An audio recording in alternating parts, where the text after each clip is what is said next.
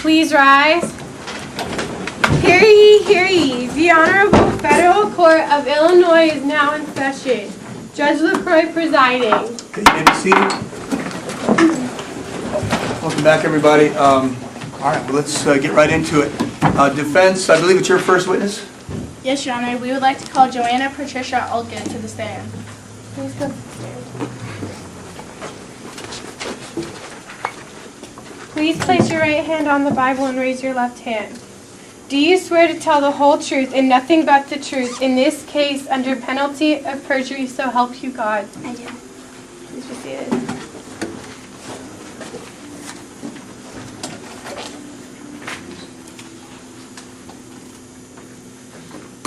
Your witness.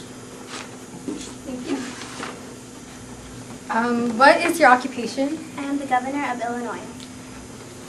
Do you think that the Pullman's workers' conditions are bad? Yes, I think they're being treated unfairly. Who do you think should have handled the strike? Mr. Pullman. Is it true that you sent a telegram to the president asking him to take back his troops? Yes, How did he reply to that? it was ignored. Who do you blame for the violence? The federal troops and marshals. Do you believe that violence could have been avoided? Yes, violence could have been avoided if Mr. Pullman would have negotiated with the strikers. What do you know about the Sherman Antitrust Act? The Sherman Antitrust Act was made to only apply to business monopolies, not to labor unions. What do you think about it being used against the labor union Eugenia started? It shouldn't be used against them because the Sherman Antitrust Act does not apply to them. What does this Antitrust Act say? The bill was designed to stop the abuses committed by business monopolies, trusts, and cartels in recent United States history. Do you think the court injunction was fair? No, it was illegal because the strikers have not violated the Sherman Antitrust Act. Thank you. Okay, counsel, your witness. Good morning, Ms. Alkill. Good morning. So, what made you think that arbitration was the only solution to this problem? Because I thought that Mr. Pullman should negotiate with the strikers so that they both could come up with an agreement. Okay. And why do you feel that the workers were treated unfairly? Good. Could you please repeat the question? Sure. Why do you feel that the workers were treated unfairly? I think they were treated unfairly because they should have a say in what goes on and where they work. Okay, and are you aware of Mr. Pullman's policy? No. Okay. So, on to the next subject. When you realized that Miss Only went to the president, what made you think that you could have handled the situation more peacefully? Well, I think that the matter should be handled by state authorities, and I think that I could have taken care of it. Well, yes, but since the president has more authority, don't you think more privileges could be used to handle the situation? Well, Objection, she's misleading the witness.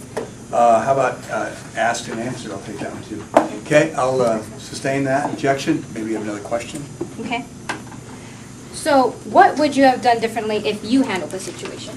I would have sent the state troops to go and patrol the railroad yards. And do you think that with the state troops, violence would not have occurred? Well, if I would have given them orders not to provoke violence. Okay.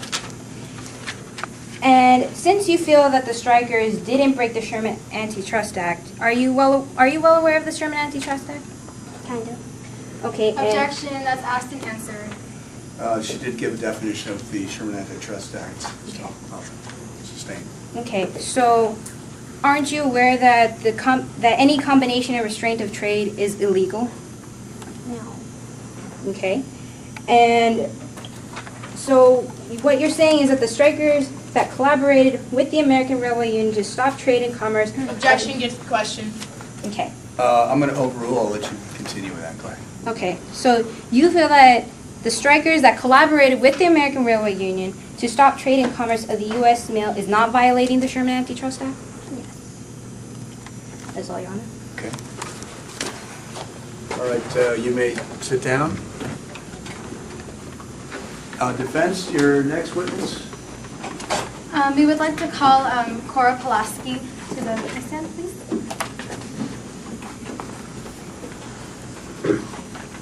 Please place your right hand on the Bible and raise your left hand.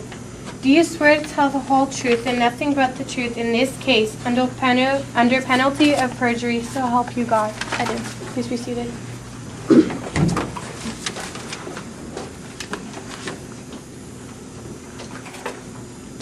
Okay, your witness. Thank you, Your Honor. Where do you work? I work in front of the Pullman yards. What do you do? I'm a seamstress. Where is your workplace located in the factory?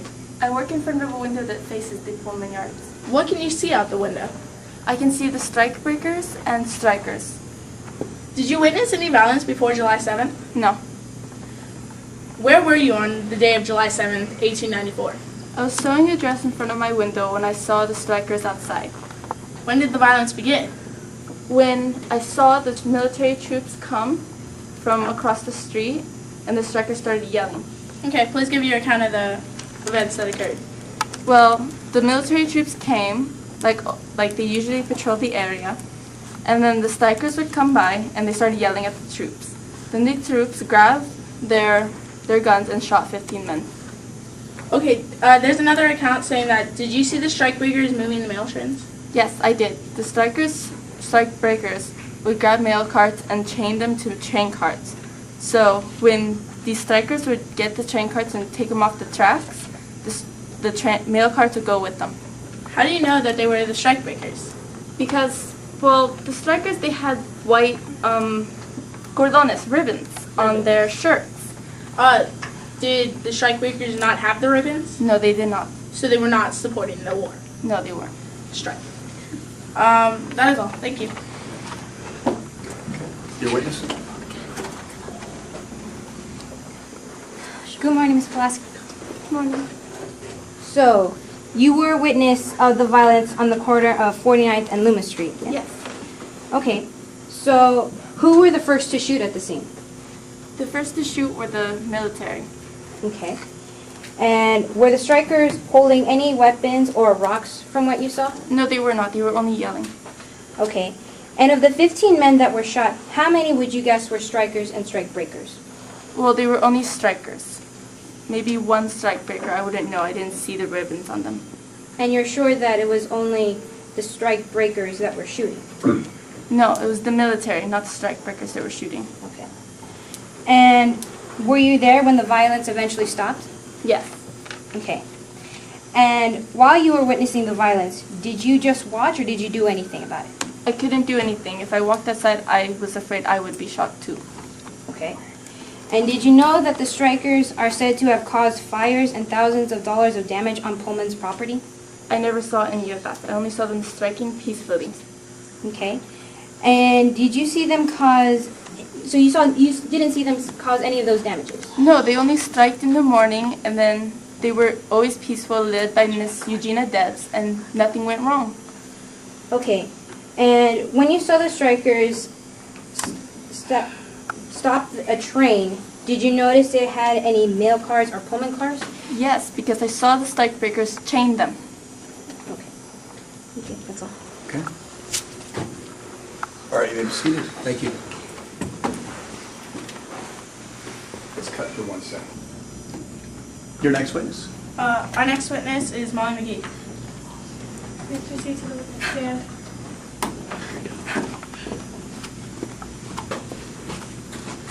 Please place your right hand on the Bible and raise your left hand. Do you swear to tell the whole truth and nothing but the truth in this case, under penalty of perjury, so help you God? I do. Please be seated. Okay, your witness.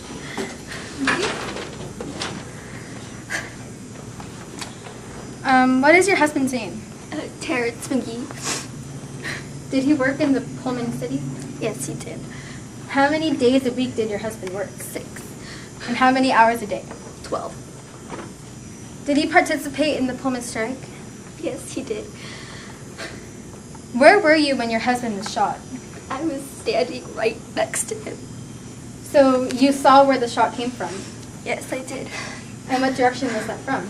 It was coming from the direction of the military, coming straight toward us. Where was your husband shot?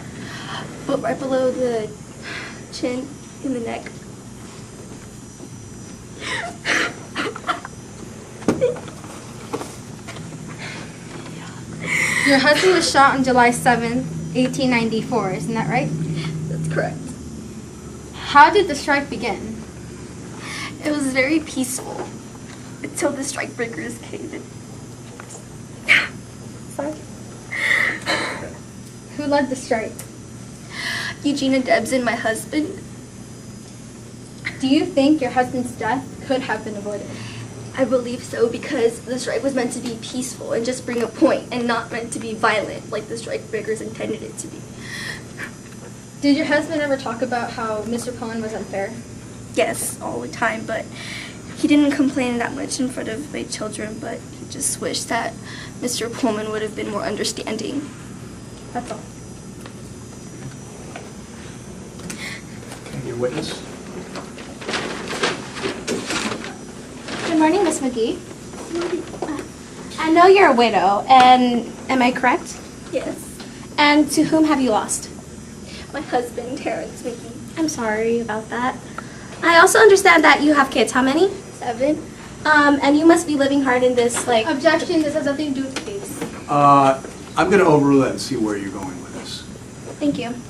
And then, do you live in Pullman? Yes, I do. Objection asked and answered. Okay, move on to the next question.